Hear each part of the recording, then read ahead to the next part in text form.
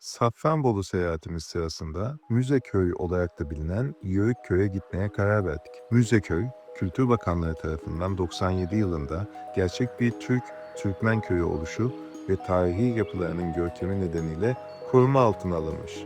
Bu köy adeta Safranbolu'nun küçük bir maketi. 93 tescilli eser bulunan ve turizm ve tarım faaliyetleri başta olmak üzere son derece hareketli bir köy. Safranbolu ilçe merkezden sadece 11 kilometre uzaklıkta. Köy, UNESCO Dünya Miras Listesi'nde en iyi korunan 20 yer arasında yer alıyor. Köy merkezine doğru yürümeye başladığınızda sizi küçük bir meydan içinde ünlü sopranomuz Leyla Gencer'in büstü karşılıyor. La Diva Turca olarak ün kazanan ve 2008 yılında vefat eden Leyla Gencer'in baba ocağı Karabük'ün Safranbolu ilçesindeki bu köy. Leyla Gencer, Yörükköy'lü Hasanzade İbrahim Çevrekgil'in kızı. Köyün ünlüleri arasında Gencer'in akrabası da olan ünlü modacı Cemil İpekçi de var. Ayrıca ünlü spiker Gülgün Feyman'ın anneannesi de bu köyden.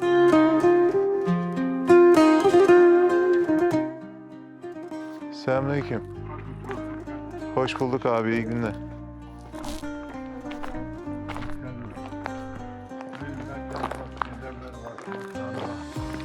Evet abi. Muşmula o. Muşmula. Yok yok. Köye özgü yöresel ve doğal ürünlerin satıldığı tezgahlarda birçok ürün var. Tüm köy halkının son derece nazik ve misafirperver olduğunu en başta söylemek istiyorum. Herkes sanki daha önce karşılaşmış, tanışmışçasına bizimle ilgilendi. Köy yerleşik alanı 94 bin metrekareye yakın olsa da gezeceğiniz kısım 23.500 metrekare civarında. Çok hızlı bir tur gibi görünse de köydeki her detay sizi uzun uzun yanı başında durmaya zorluyor. Tabii durmanız gereken yeri mutlaka doğru hesaplayın. Bu fotoğrafta ben pek becerebilmişe benzemiyorum. Düşündüğünüzden daha uzun bir yürüme süresine ihtiyacınız olabilir. 16. yüzyılda Safranbolu yöresinde yaşayan göçebe cemaatlere Yörükan Taraklı ya da Yörükan-ı Taraklıboğlu adı verilmiş. Osmanlı İmparatorluğu döneminde Safranbolu, bir bugünkü Safranbolu ilçe merkezinde Medine-i Taraklıboğlu, diğeri merkezi bugünkü Yörük Köyü adını taşıyan aşiretler için kurulmuş olan Yörükan-ı Taraklıboğlu adını taşıyan iki ayrı kaza şeklinde teşkil olmuş. Her iki kaza da merkezi Kütahya olan Anadolu Beylerbeyi'nin Bolu sancağına bağlıymış. Köyün yaşlılarının kendi atalarından duyduklarına göre Osmanlı'nın başlangıcı olan Kayıboyu'nun Karakeçili aşiretine bağlı olarak buraya Safranbolu'nun Taraklıboğlu yöresine geniş aileleri ve hayvanları ile 3 kardeş gelmişler. Adları Hüseyin, Hacı ve Davut'muş. Bu geniş oba yerleşirken büyük kardeş Hüseyin bu Yörük köyünü kurmuş. Köyün sokaklarına adım attığınız anda sanki zaman ağır çekime geçiyor. Taş döşeli yollar, ahşap cumbalı evler, duvarlardan hala fısıldayan eski hikayeler. Her bir yapı, geçmişten bugüne kalmış bir hatıra gibi karşınıza çıkıyor. Yörük köyünü özel yapan şey sadece bu tarihi dokusu değil, aynı zamanda yaşattığı atmosfer. Burada gerçekten insanlar öyle içten öyle sıcak ki sokakta yürürken karşınıza çıkan herkes sanki yıllardır tanıdığınız birer komşu gibi size gülümsüyor. Bir teyze evine odun taşırken bizi gördüğünde durup "Hoş geldiniz evladım" dedi. Bir amca sokaktaki hayvanları beslerken sizi fark ettiğinde selam veriyor. Kendinizi yabancı değil, misafir de değil, ev sahibi gibi hissettiriyorlar. Arkadaşlar, dolaştırmış tepeden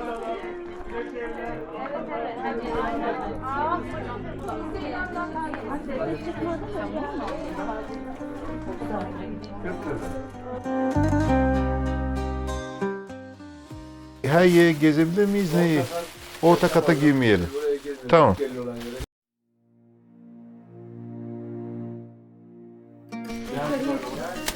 Evet, o sadece orta kata girmiyoruz.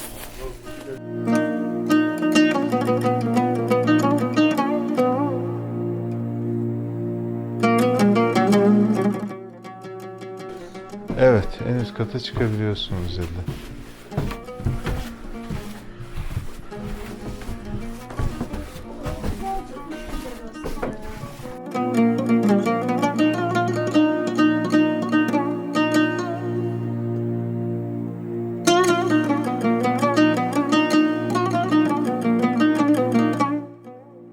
Sipahioğlu konağının kalem işleri dikkat çekici. Özellikle baş odada ve köşe odada yer alan kalem işlerine dikkat kesiliyoruz.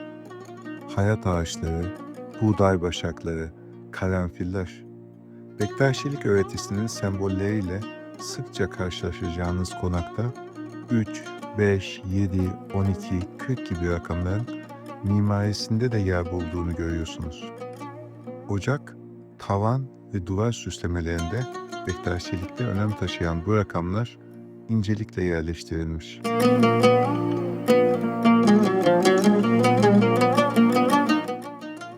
Ahşap zeminde yürürken tahtalar gıcırtı yapmıyor. Tahtaların arasına konulan Horasan harcı sayesinde hiçbir sallanma ya da gıcırdama yok. Saman, çamur, yumurta akı ve keçi kılı katılarak yapılan harç ahşapların arasına sürülmüş. Böylelikle ahşap hem gıcırtı yapmıyor hem de sürülen çamur sayesinde alt kattaki eskiden ahır olarak kullanılan yerden hayvan kokusunun yukarı çıkmasına izin vermiyor.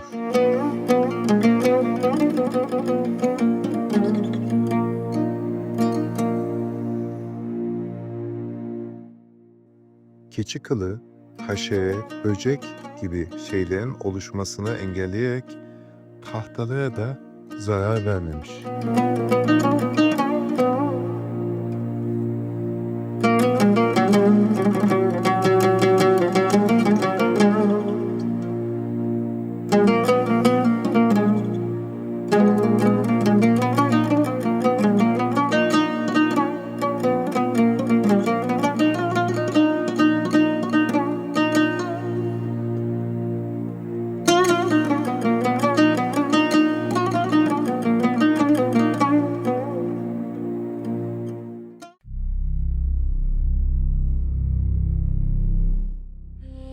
Şimdi konağın sahibi olan Ali Rıza Bey'den konak hakkında daha detaylı bilgi alacağız. 250 senedir tarihi var. Evet. Havan göbeği orijinal ya. Orijinal bir cam küre, lamba değil. 140 senedir cam küre. Küre üzeri aydınlar, genel sular yankıyor. Ve fotoğraf çeken hiçbir babamın küreçi de üşüyebiliyor. İyi. Gecelerde bu lambalar yakıldığı zaman ışığı yansıtmayı seriyor.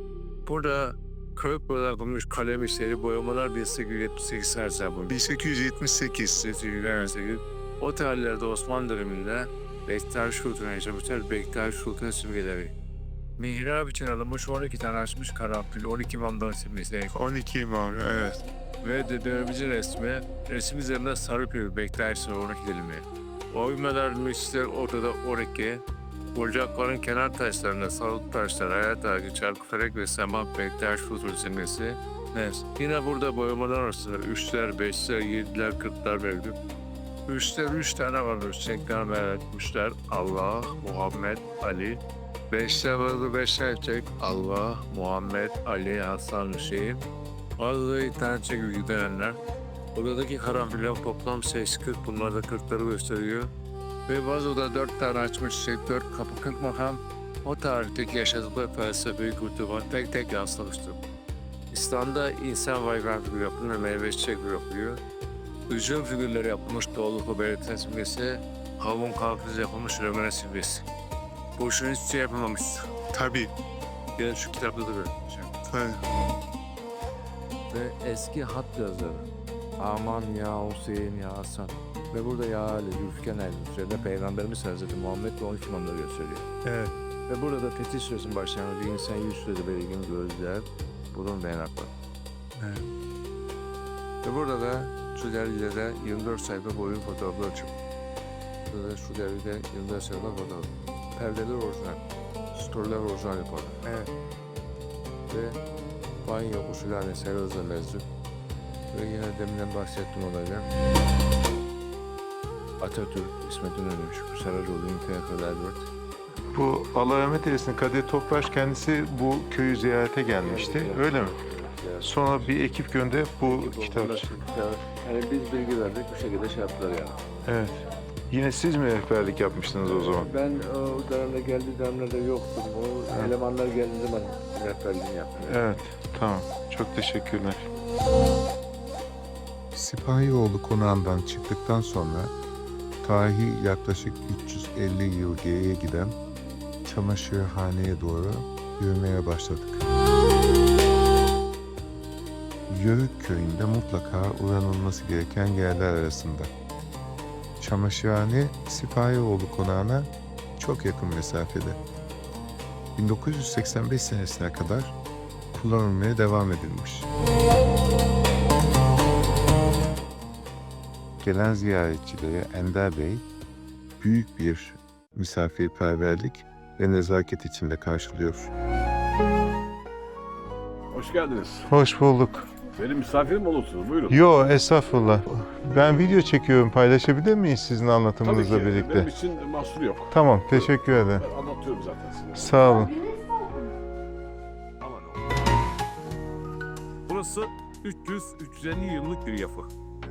Çamaşırhane olarak yapılıp 1985'e kadar da yapım sebebi ise evlerde su yok o dönemlerde. İnsanlar ya bir dere kenarına gidip çamaşır yıkayacaklar ya da böyle yapılar varsa gelip burada yıkıyorlar. Bütün köylüler gelip burada yıkıyor. Ben bilgi olarak veriyorum, çamaşırlar da burada taşın üzerinde yıkanıyor. Burayı yapıp köye bağışlayan da Bektaşi bir ailedir. Bektaşi kültüründe 12 imam öne çıkar, onlar da bu taşa 12 imamı simgeliyorlar. Burayı 12 köşeli yapıyorlar.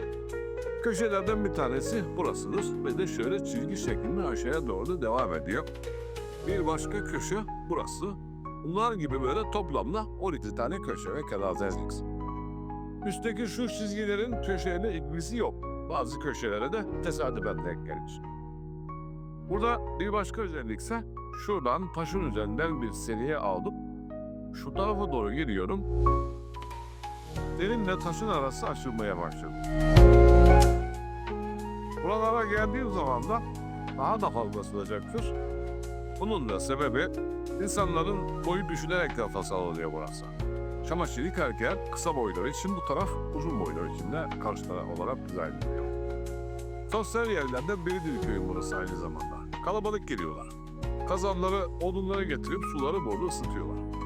Buraya da açaraklar çamaşırları üst üste koyup tokaç adı verilen bu ahşapla da överek yıkıyorlar. Deterjan olarak da kül, odun külü kullanıyor. Burada bir başka özellikse taş kenarlarında ortaya doğru, merkeze doğru da eğim halindedir ve de kirli sular ortaya verilmiştir. Ortaya verilmesinin sebebi de taşın etrafında aynı alanda bir sürü insan çamaşır yıkarken kirli sularının birbirlerini rahatsız ettirmesi, karışmaması içindir. Ortadaki delikten akan sular da taşın altından dışarıya bahçeye çıkıyor. Yıkama işlemi burada tamamlandıktan sonra da üç köşede 3 tane kurna diyoruz, oluklu diyoruz onlara biz. Oralarda da dağdan gelen temiz suyla burlama yapılıp çamaşırla bahçeyi de kurulması açılıyor. Kurnaların bir diğer özelliği de hacimleri, yani büyüklüğü hepsi birbirlerinden farklıdır. Sebebi de insanların çamaşır miktarları da farklı olacağında çamaşırı az olanı küçüğünü, çok olanı büyüğünü kullanacak. Kapıya yakın olan en küçüğü, çaprazındaki ortacı, diğeri de. Burası da dağdan gelen suyun geliş yönüdür. Şu anda burada metal borular var. O dönemlerde metal borular henüz yok. Künk boru denilen pişme topraktan yapılma borularla görüyorsun dağdan. Ve yine bu sistem içerisinde buradaki taş da kullanılıyor. Taşın 4 tarafından deliyorlar. Görevi de taşın gelen suyu sağdaki ve soldaki çeşmelere bölmek. Yani şuradaki T harfine benzeyen borunun görevini o dönemlerde taş yapıyor. Yaklaşık 70 yıl önce de metal borular kullanılmaya başlanıyor. Taş da kenara geliyor. Karşı tarafta havalandırmadan bahsedeceğim. Bu binaya havalandırmayı tek taraftan yapıyorlar. Sebebi de cereyan yapıp insanlar hasta olmaması içindir. Ve de yüksekte yapılıyor. Burası buharlı bir ortam. Sıcak hava yükselerek gidecektir. Kolayca oradan dışarı çıkması sağlanıyor. Çamaşır yıkayanlar akşam karanlığa kalırlar sonra aydınlatmayı duvar içerisinde nişler vardır. Oralara ışık kaynaklarını koyarak sağlıyorlar. Bu taşla ilgili bir bilgi daha vereceğim. 12 kenarlı olduğunu söylemiştim. Gelişi güzel bir 12 kenar değil. Tamamen düzgün, geometrik bir 12gendir. Başlığı da içinde söylüyor. İki köşe arasındaki şu kenar uzunlukları aynıdır, eşittir. Suyun ortaya gitmesi için verilen eğimde 2 dereceyle 3 derece arasında değişiyor. Yani 300-350 sene önce matematik, geometriyi kullanaraktan bu köyde böyle bir çamaşırhane yapılıyor. 3 köşede kurnağı olduğunu söyledi. 4. köşede yoktur. Oranında başka bir görev var. Burası 12 kenar ve de 12 kişiliktir. Ya iki köşe arası bir kişiye çamaşır yıkarken. Yani çamaşır yıkamaya gelecek olanlarla bir tane odun getirip oraya bırakarak da rezervasyon yapıyorlar. Geldiniz 7 tane odun marulu atıyorum. 8. fiş olarak da siz bırakıyorsunuz. Ama 12 tane varsa burası dolu. Siz de bir başka gün gelip yazıcı oluyor. Ülkenin değişik yerlerinde çamaşırhaneler var. Ama buradakiniz bu sizlere anlattığım bu özellikleri karşılayan ikinci bir çamaşırhaneyi şu ana kadar ne gördük? 400 yıl dediniz değil mi? 300-350 yıl önce. 1700 yılların başı gibi değil. Burada da yörük ağları var. Biz köyde senede bir defa bir etkinlik yapıyoruz. Festival. 3-4 gün sürüyor. O günler boyunca da bir maddi gider oluşuyor. O günkü giderleri karşılayan kişiye de ağa diyoruz. Sponsorluk yapan insanlar seçiz. Bir de şartımız var. Ağa olacak kişi de mutlaka bu köyde olacak yalnız. Yani her parayı veren de düdüğü çalamıyor diye. Diğer duvarlarda da abi, zinliler vardır. Onlar da köy şu anda koruma altındadır. Karabük Üniversitesi tarafından köyün rölevesi çıkartıldı. Ölçekli çizimlerdir. Burası ile ilgili olur, başka herhangi bir konu olabilir. Sorunuz varsa yatırım edeceğiz. Köyün ilk yerleşim tarihi yaklaşık 350 yıla mı 600 yıla? Yani bu aslında çamaşırhane 300 yıl sonra yapılmış. Ki tabii biz burası bir Bektaşi köyü. Burası bir Türk köyüdür. Evet. Bektaş kültürü malum Türklerde var. Tabii ki. Orada. Tabii ki. Dur. Çünkü sembolojiye çok kıymet vermişler. Yaptıkları her şeyde 40, 12 Evet. ve İmzalar atıyorlar. 3'ü mutlaka kullanmışlar.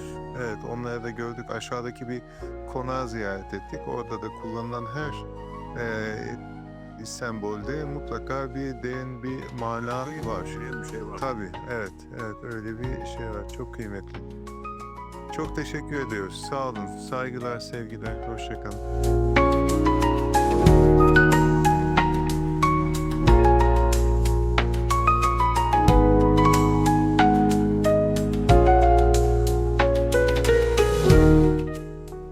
Köy camisinin yanı başındaki prizmatik 3 ana cephesi bulunan çeşme, düzgün kesme taştan yapılmış ve üstü kiremit örtülü.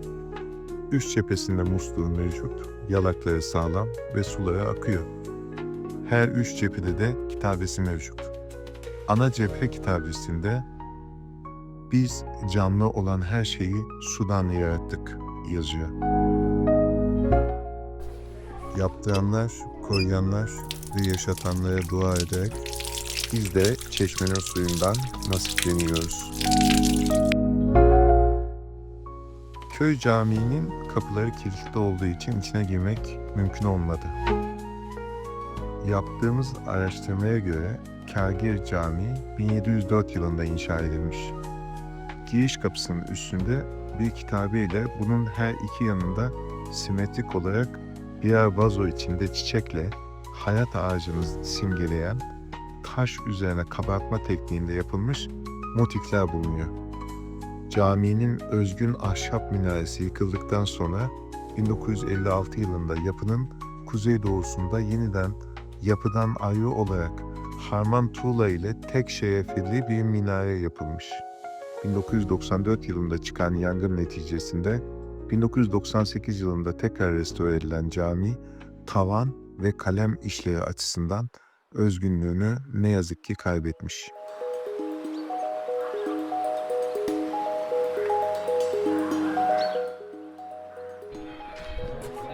Hoş geldiniz. Buyursunlar. Merhaba, Şöyle güneşe doğru oturalım. Şöyle böyle. kolay gelsin. Sağ olun, teşekkür ederim. Ali nasıldı? Çok iyiydi, çok Güzel miydi Evet. gezimiz?